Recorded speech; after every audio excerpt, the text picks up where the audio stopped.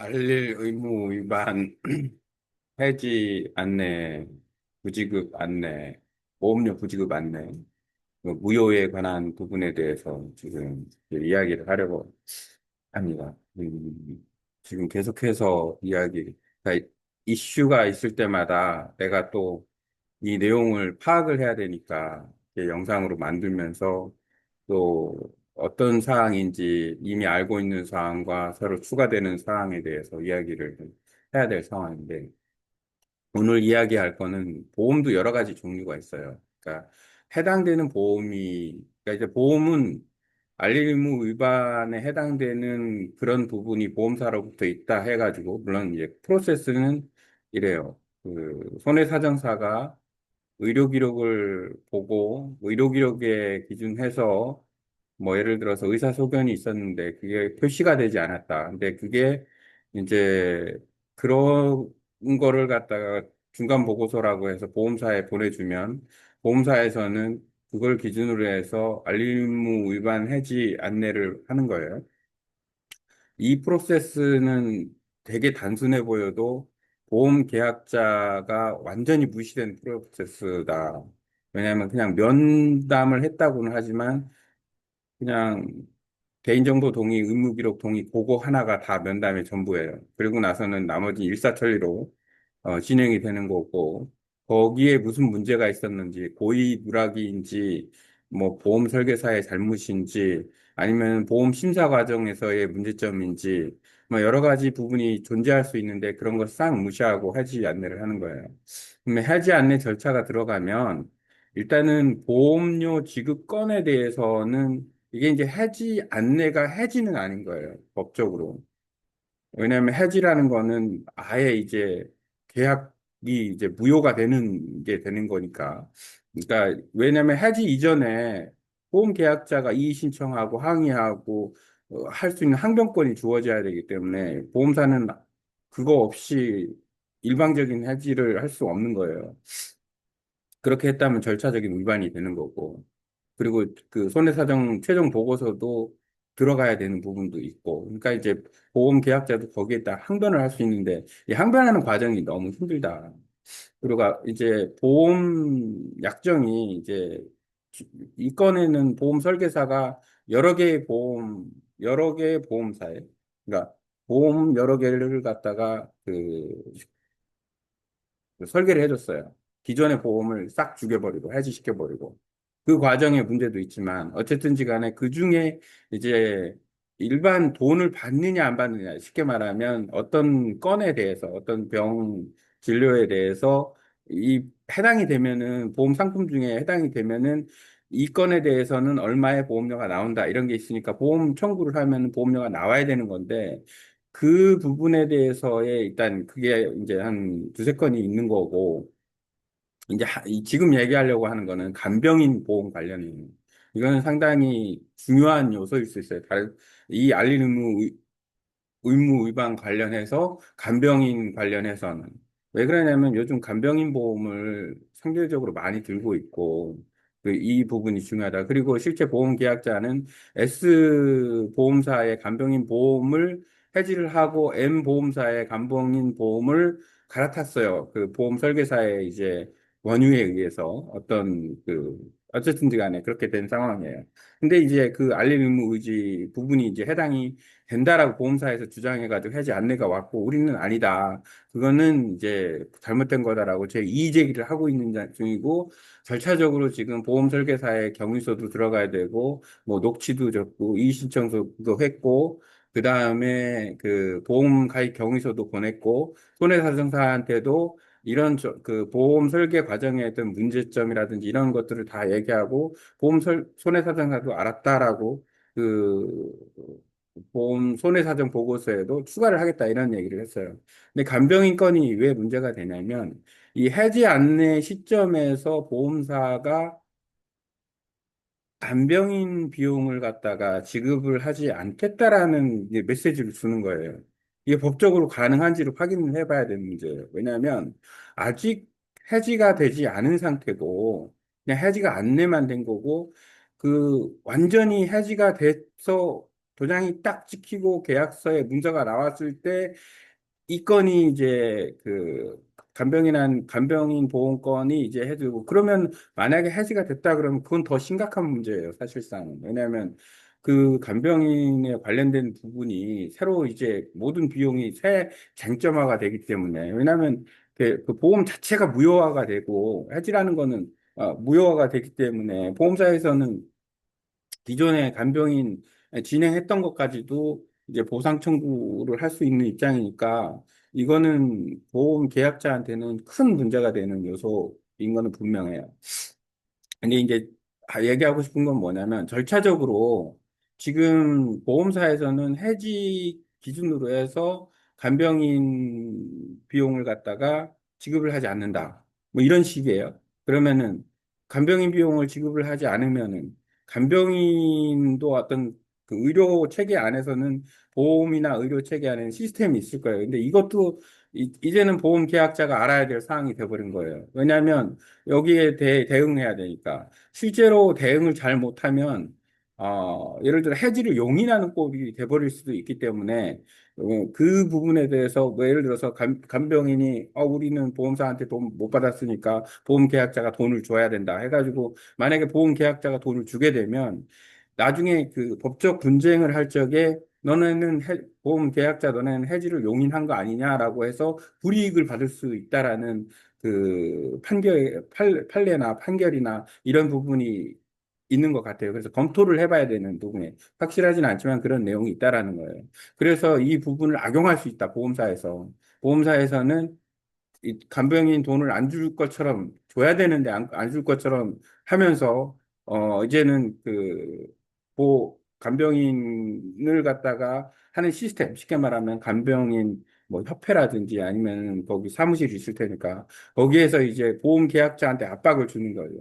근데 그렇게 해서는 안 되는 부분이기도 하고 그리고 보험 계약자 입장에서는 그 간병인비를 주는 것은 오히려 해지를 용인하는 꼴이 되니까 그 법적 다툼이나 그 이의신청이나 법적 소송 제기나 나중에 그 뭐 예를 들어서 법으로 해결하려고 했을 때에 이제 마이너스 요소가 되는 거예요. 그래서 우리는 그렇게 할 수 없다라는 게 이제 주장인 거고. 근데 간병인 입장에서는 이게 뭐 사실관계는 확인해 봐야 정확하게 확인해 봐야 되겠지만은 법적인 관계도 확인해야 되고 어 보험사에서 당연히 아직 해지가 무효가 아닌데 해지가 완성이 안 되고 아직 절차적으로는 계약이 유효한데 그 부분에 대해서 간병인한테 적절하게 그 비용을 지급하지 않아서 간병인이 그거에 의해서 저기 간병을 하는 데 있어서 어려움을 겪고 그 다음에 보험 계약자 역시도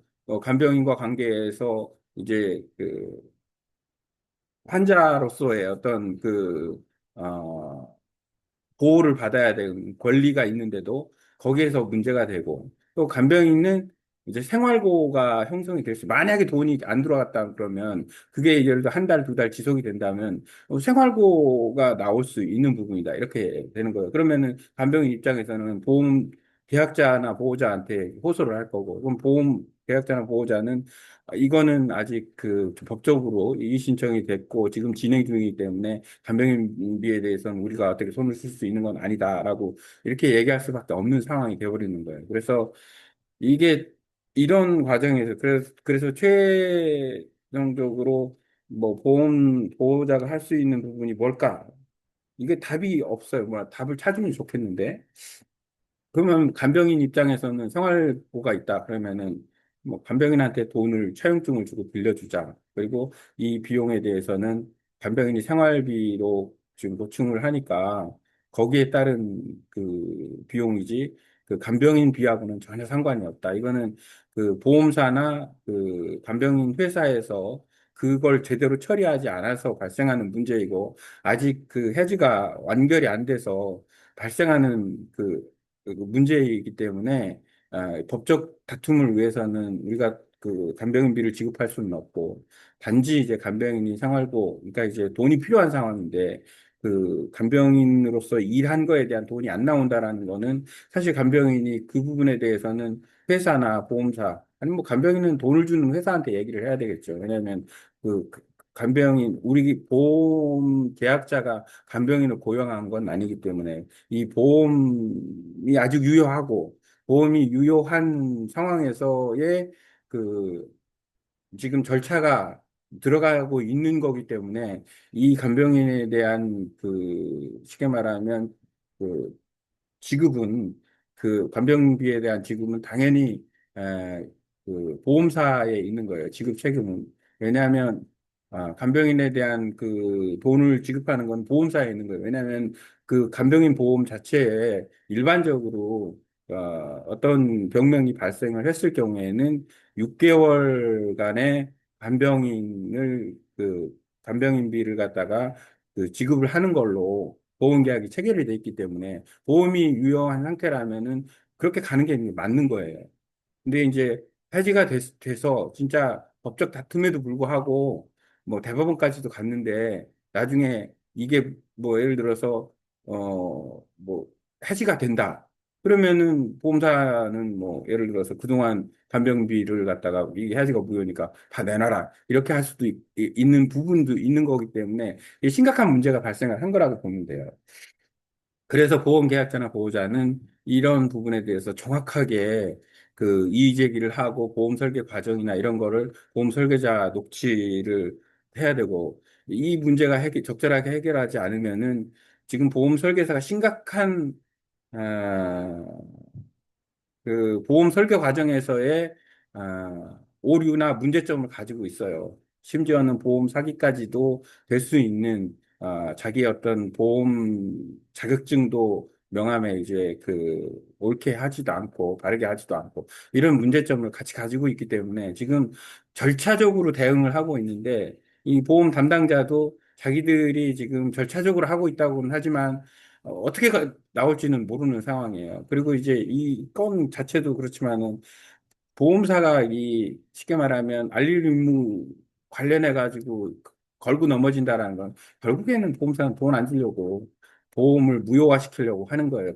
꼬투리를 잡아서. 근데 이런 시스템이 보험 계약자를 보호하거나 아니면은 보험 계약의 심사 과정이나 보험 설계사의 어떤 유책 사유라든지 이런 게 있음에도 불구하고 그 과정의 어떤 문제, 자기들의 어떤 과정상 문제는 싹 빼놓고 그냥 단순히 손해사정사의 의무 기록, 그 다음에 이제 의사의 뭐 예를 들어서 진료 소견, 뭐 예를 들어서 입원 소견 이 부분이 이제 표시가 안 돼 있다라는 하나의 이유로 그 폐지 안내를 갖다가 일방적으로 한다는 거예요. 하지만 깊이 있게 들어가 보면은 여기에는 상당한 오류와 문제점이 있다라는 거예요. 일단 손해사정사는 보험 계약자한테 이런 부분에 대해서 사전에 중간보고서가 들어가기 전에 알릴 직무상의 어떤 책임이 있고 그 부분에 대해서 보험 계약자가 항의를 하고 그 부분에 대한 어떤 충분한 납득할 수 있는 게 있다 그러면 거기에 납득을 시키고 그 다음에 하면 이게 해지 안내가 안 오고 보험이 유효가 그대로 정당하게. 만약에 그런 게 없었다 그러면은 그거는 문제가 될 수 있는 거죠. 그러면은 그거에 의해서 절차가 처리가 될 수도 있는 거고 또 거기에 따른 또 다툼이 있을 수도 있는데 심각한 보험 설계 과정에서 문제가 있었는데도 불구하고 손해사정사가 그렇게 한다라는 게 첫째는 지금 보면은 손해사정사의 업무 프로세스 체계는 상당히 문제점이 있다 이렇게 보여져요. 어쨌든 지금 간병인 관련 이슈가 있어가지고 이 부분도 처리하는 과정을 계속해서 지금 어쨌든 진행을 해야 됩니다. 어, 안타까운 일이에요. 간병인은 환자를 잘 케어해주고 있고 또 상당히 자기도 잘 됐으면 좋겠는데 아, 본인 입장에서는 어쨌든지 간에 이 건에 의해서 간병인이 돈을 못 받는다? 간병이 무슨 잘못이 있는데 왜 보험사나 보험사에서는 아직도 해지 안 된 걸 덜미를 잡아가지고 간병인을 돈을 안 주는 거는 간병인을 압박하는 거고 결국 보험 계약자를 압박하는 거예요. 결국에는 그런 쉽게 말하면 불이익을 주는 거예요. 만약에 해지가 법적으로 됐어. 그러면은 그 다음부터 그게 처리가 된다 그러면 모르는데 해지가 법적으로 처리도 안 된 상황에 그냥 안내만 하면서 우리는 이제 돈 못 줘. 이렇게 통고를 해버리는 거예요. 그러면은 그 사이에 그 해지 안내와 그 해지, 그러니까 우리가 이제 이 항변 절차를 제기해가지고, 아니다, 이건 무효다. 무효됐으면 이제 다시 돈을 주는 걸 테고, 이제 뭐 어쩌저쩌 해가지고 완전히 해지를 갖다가 통보를 완전히 법적으로 해버렸다. 이러면은 우리는 소송이나 대법원이나 이런 어떤 뭐 저 민사적이나 이쪽으로 또 형사소송까지도 보험 사기에 그냥 형사소송까지도 갈 수 있는 부분이니까 그 이후에 어떤 문제는 문제라고 치면 그 중간에 이 사실 해지 안내와 그 어떤 해지 절차상의 어떤 확정과의 그 갭, 그 차이에서 나타나는 그거는 보험사가 책임을 져야 되는 부분인데 보험사가 그거를 회피하고 미루고 있다라는 정황인 거예요, 지금. 그러면 이것도 절차적으로도 문제가 있다라는 거예요. 이 사이에 사회적인 갭이 생기는 거예요. 보험 시스템 자체 내에서. 근데 이걸 보험사가 악용하고 있는 게 아닌가라는 생각이 들어요.